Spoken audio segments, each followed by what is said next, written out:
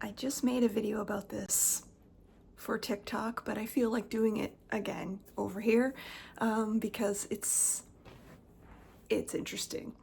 I went out for a few groceries before work today because I needed a few things, and I went and I bought those things, and I was going to step off the curb when the light changed so that I could cross the street. And right before I did, a car went right through the intersection and somebody else was turning left. And I was just like, holy cow. Like, it was a very near miss. Could have been a pretty ugly accident. And thankfully, nothing happened. Everybody just drove along. But there was some horn honking, there was the sound of tires squealing, even though the ground is very cold now. We've had snow, it's officially winter. And so squealy tires are hard to make happen right now. It's easy in the summer, but anyway, I was just like, holy, I'm glad nothing happened, but sometimes things happen like that, and it just kind of makes me go, whoa, okay, I'm being shown that attention needs to be paid all the time. And not that I'm saying it's a good idea to be, hyper vigilant or something like that, because that's not good, but just being aware, being, I don't know, just conscious, I guess, of just everybody and everything going on around you.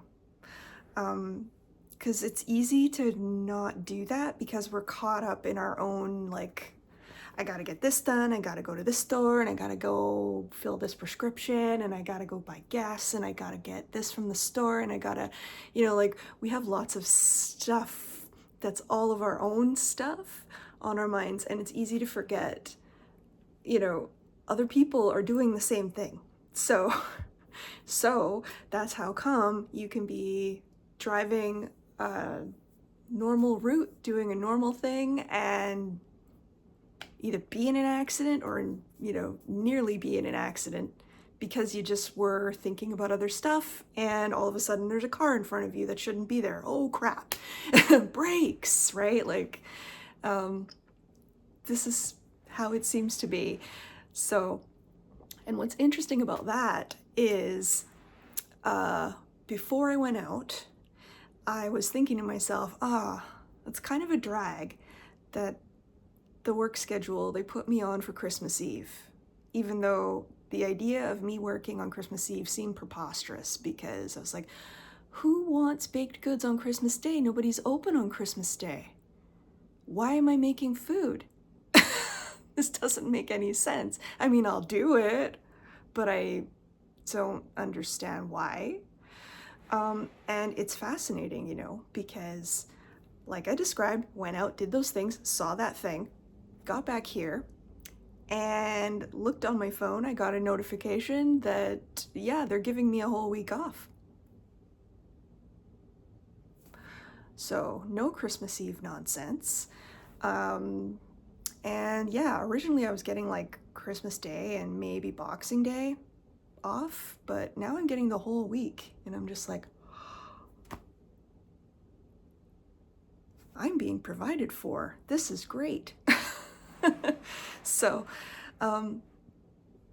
things were always happening for us. I think that's an important message. I've been bumping into it a lot through different sources all around the internet, saying that, instead of life happening to you, it's happening for you.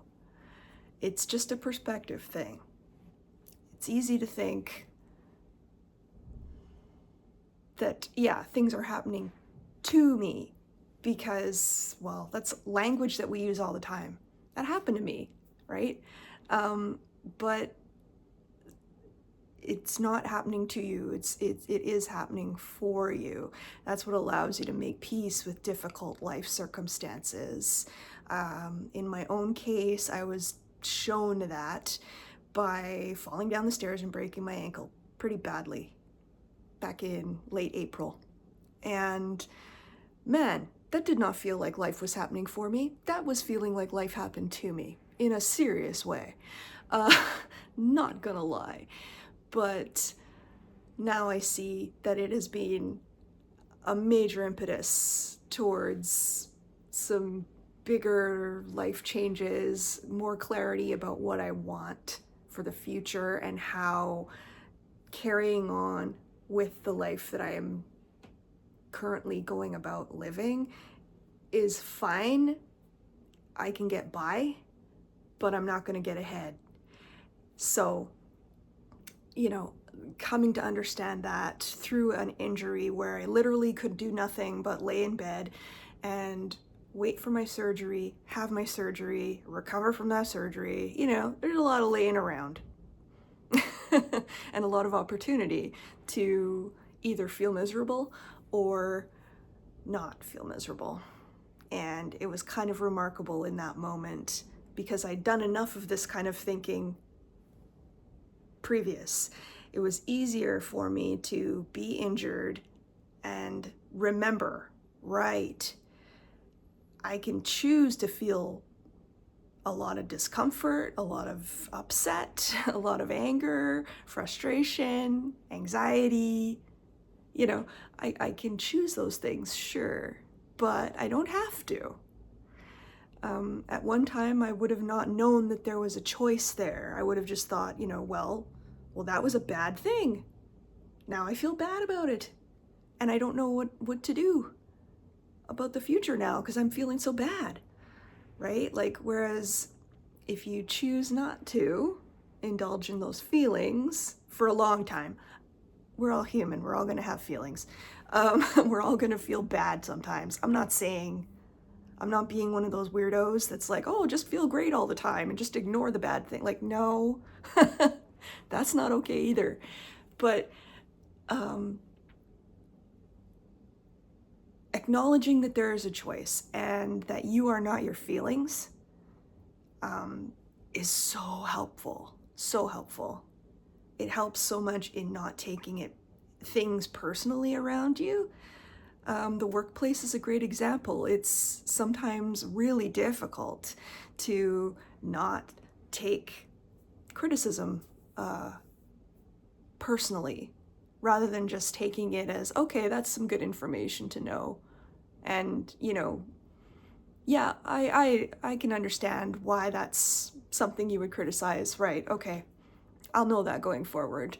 Thanks. And it's not about you being attacked or diminished in some kind of way, right? Whereas, at one time, any kind of criticism in the workplace, for me, I would just feel all kinds of terrible ways about it, even though it was completely inappropriate.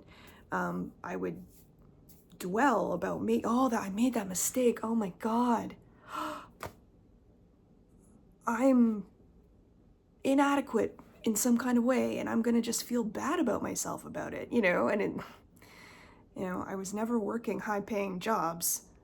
Those jobs did not deserve all of that energy, but I gave it to them because I thought that was what you were supposed to do.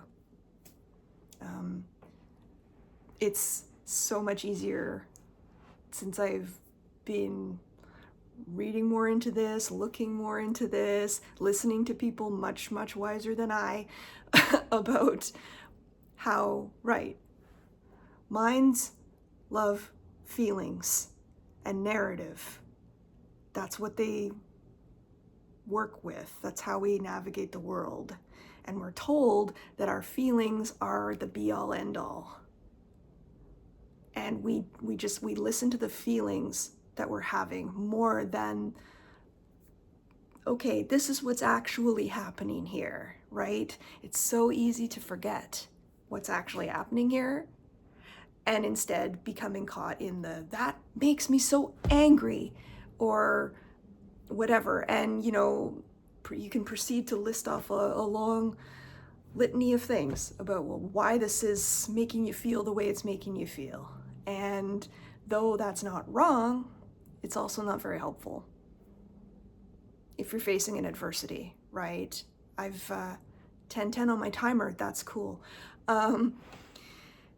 It's not helpful to see or experience something, an adversity of some sort, and just focus on that aspect of it and being like, well, this is so terrible because, you know, and those reasons that we have might be completely valid and accurate and everything, but does it really help with the current situation and how to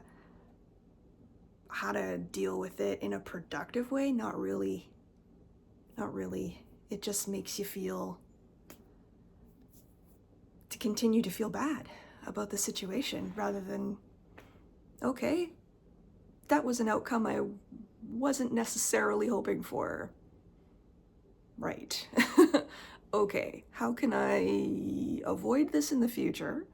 And how can I make it okay right now so that I don't go down the spiral of feeling terrible and then experiencing that terrible, for lack of another word, I have no vocabulary today.